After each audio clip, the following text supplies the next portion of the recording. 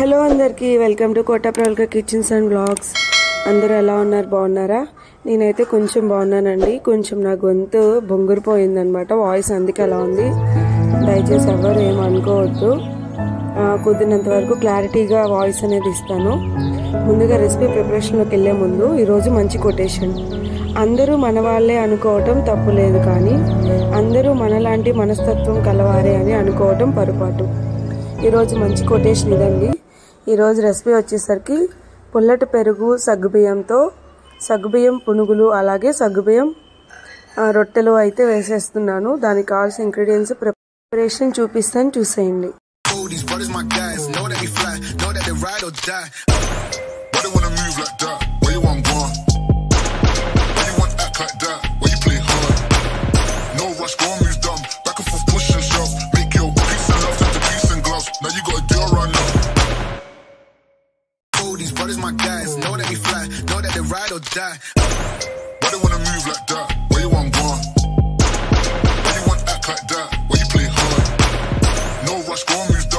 and forth, push and shove. Make your peace and love turn to peace and gloves. Now you gotta do. ముందుగా సగ్గుబియ్యం, నేనైతే ఒక cup సగ్గుబియ్యం తీసుకున్నానండి. మీరు ఏ కప్పుతో కావాలంటే ఆ కప్పుతో తీసుకోండి. నేనైతే 150 గ్రామ్స్ ఒక కప్పుతో తీసుకున్నాను సగ్గుబియ్యం. దాన్ని ఒక 1 అవర్ పాటు వాటర్ పోసి శుభ్రంగా కడిగేసి మళ్ళీ ఒక గ్లాస్ వాటర్ అనేది యాడ్ చేసి నానబెట్టుకోవాలి. అలా నానబెట్టి పక్కన పెట్టేసుకోండి. దాని తర్వాత ఏ కప్పుతో అయితే సగ్గుబియ్యం తీసుకున్నానో అదే కప్పుతో పెరుగును కూడా తీసుకుంటున్నాను. పుల్లటి పెరుగండి, కాస్త పుల్లగా ఉండాలి. మనం టేస్ట్ చేసినప్పుడు మనకి పుల్లగా అనిపించాలి బాగా. అలా ఉంటేనే టేస్ట్ అనేది బాగుంటుంది. ఇలాగా అదే కప్పుతో నేను సగ్గుబియ్యం నానబెట్టుకున్న వాటర్లో నానబెట్టుకున్న సగ్గుబియ్యాన్ని కూడా యాడ్ చేస్తున్నాను. ముందుగా ఆ పెరుగుని విస్కర్తో బాగా విస్క్ చేసి మజ్జిగలా చేసుకున్న తర్వాత ఈ సగ్గుబియ్యం అనేది యాడ్ చేసి ఇంకో 2 అవర్స్ అయితే మజ్జిగలో నానబెట్టాలండి.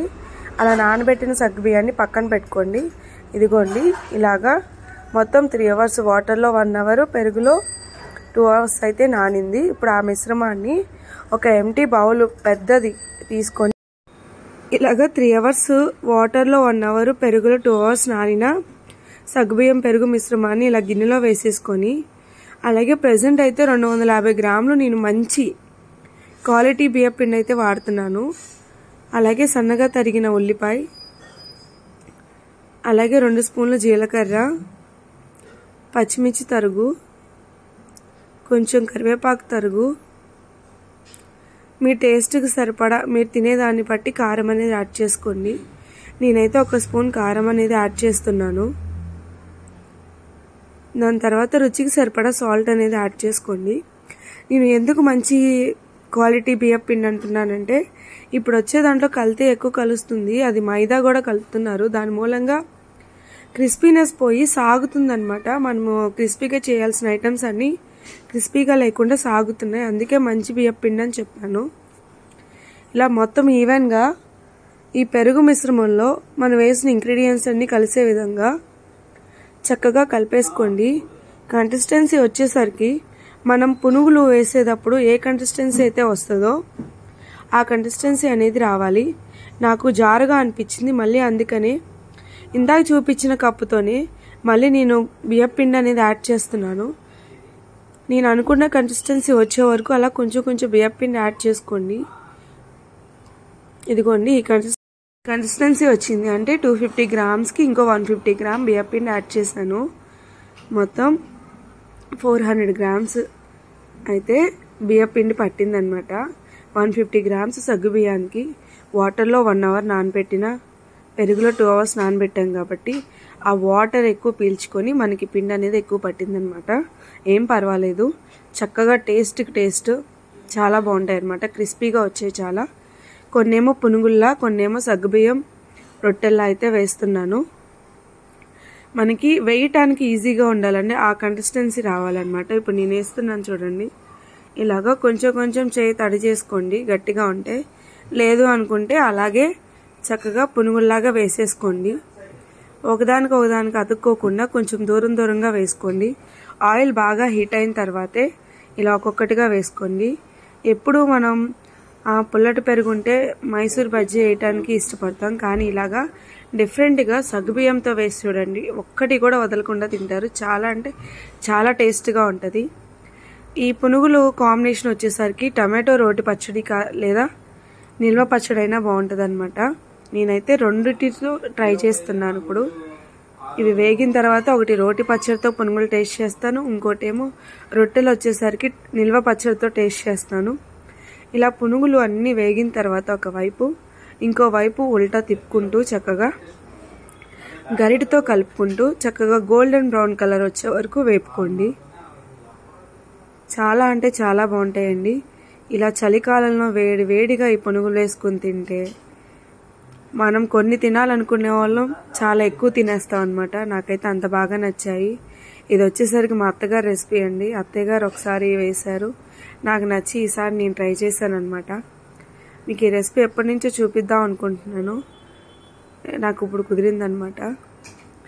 మా వదిన వాళ్ళు కూడా వచ్చారు, వాళ్ళకు కూడా ఈ రెసిపీ టేస్ట్ చేయించాము, చాలా బాగుంది అని చెప్పి అన్నారు.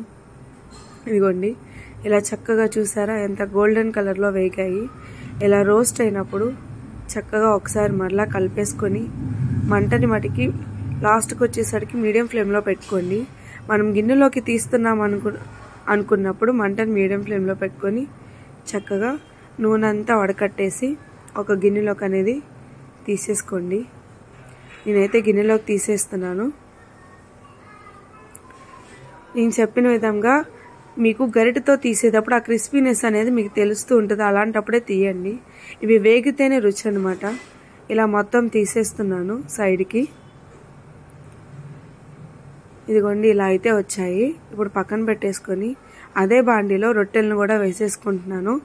ఏం లేదు, ఒక చిన్న మీడియం సైజు పిండిని తీసుకొని చక్కగా చేత్తో ఇలా ఒత్తుకుంటూ, ఎందుకంటే నేను కలిపిన పిండి జారుగానే ఉంది కాబట్టి మనకి వాటర్ తడుపుకోవాల్సిన పని లేదు. ఇలాగ చేత్తో పిండిని తీసుకొని చక్కగా ఒత్తేసుకోండి. ఇలా ఒత్తుకొని ఒక్కొక్కటిగా నూనెలో వేసుకోండి. ఒక్క వాయికి వచ్చి 4 రొట్టెలు అయితే పడతాయి అన్నమాట. ఈ సగ్గుబియ్యం పుల్లటి పెరుగుతో సగ్గుబియ్యం రొట్టెలు కొన్నేమో పునుగుల్లా వేసాను, కొన్నేమో రొట్టెల్లా వేస్తున్నాను. ఇవి కూడా టేస్ట్ అయితే సూపర్ ఉన్నాయి. ఎక్కడ మీకు ఆయిల్ అనేది ఎక్కువ పీల్చుకుంటాం కానీ ఏమీ లేదండి, చక్కగా వస్తున్నాయి. క్రిస్పీగా కూడా ఉంటున్నాయి. డెఫినెట్లీ ఈ రెసిపీ టేస్ట్ చేయండి. అవును మర్చిపోయాను, మీరు ఇలా ఎప్పుడైనా ట్రై చేస్తారా? మీరు ఇలా ట్రై చేసి ఉంటే నా కామెంట్ సెక్షన్లో కామెంట్ పెట్టండి. అలాగే మన ఛానల్కి సపోర్ట్ చేయండి. ఇదిగోండి ఇలాగా పునుగులు అయితే రెడీ అయిపోయాయి. నేనైతే రోటి పచ్చడితో దీన్నైతే టేస్ట్ చేస్తున్నాను. చక్కగా ఎంత క్రిస్పీగా, పైకి క్రిస్పీగా లోపల సాఫ్ట్గా చాలా అంటే చాలా బాగున్నాయండి. నేను ఇప్పుడు ఒకసారి మీకు టేస్ట్ చేసి టెక్స్ట్ చేస్తాను ఎలా ఉందో. ఇదిగోండి ఇలా ఓపెన్ చేశాను, అసలు ఎంత క్రిస్పీగా ఎంత సాఫ్ట్గా ఉందో లోపల. దీన్ని ఇలా చట్నీలో ముంచి ఇలా తింటే ఉంది టేస్ట్ చాలా అంటే చాలా బాగుంది.